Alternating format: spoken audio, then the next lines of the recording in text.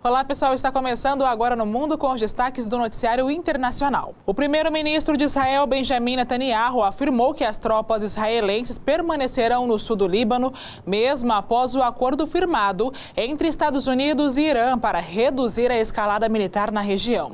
Em entrevista coletiva na segunda-feira, o premier declarou que Israel não participou das negociações conduzidas pelo presidente americano Donald Trump e que seguirá tomando decisões com base em critérios próprios de segurança. Segundo Netanyahu, o Irã tentou incluir a retirada israelense do território libanês como condição do entendimento, mas o pedido não foi aceito. O líder israelense voltou a afirmar que impedirá qualquer avanço do programa nuclear iraniano.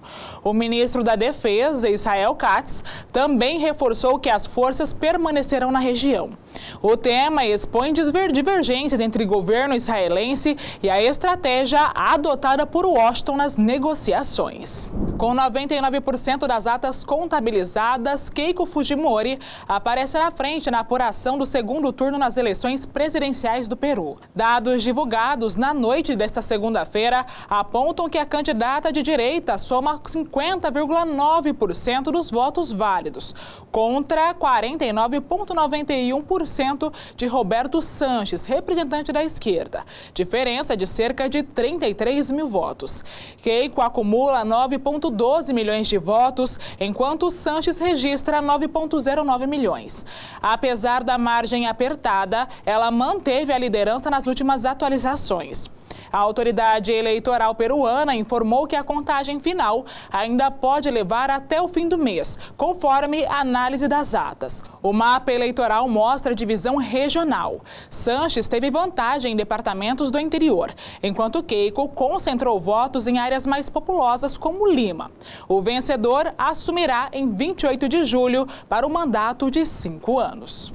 Um terremoto de magnitude 6,7 atingiu a região central da Indonésia na manhã desta terça-feira, às 10h27 no horário local, ou seja, meia-noite e 27 no horário de Brasília. O tremor teve epicentro localizado a cerca de 43 quilômetros de Palu, na ilha de Sulawesi, e ocorreu a 10 quilômetros de profundidade, segundo dados geológicos dos Estados Unidos. Autoridades confirmaram que não há risco de tsunami. O abalo principal durou cerca de 1 minuto e foi seguido por tremores secundários, incluindo um de magnitude 5,2. Equipes locais seguem avaliando os impactos, enquanto moradores deixaram prédios e hospitais e chegaram a evacuar pacientes por precaução. Há registros iniciais de danos materiais e pessoas feridas, mas o balanço oficial ainda está em atualização. A Indonésia está localizada no chamado Círculo de Fogo do Pacífico, região com intensa atividade sísmica e vulcânica. Em 2018, um terremoto de magnitude 7,5, seguido por um tsunami, devastou o Palu e deixou mais de 4 mil mortos.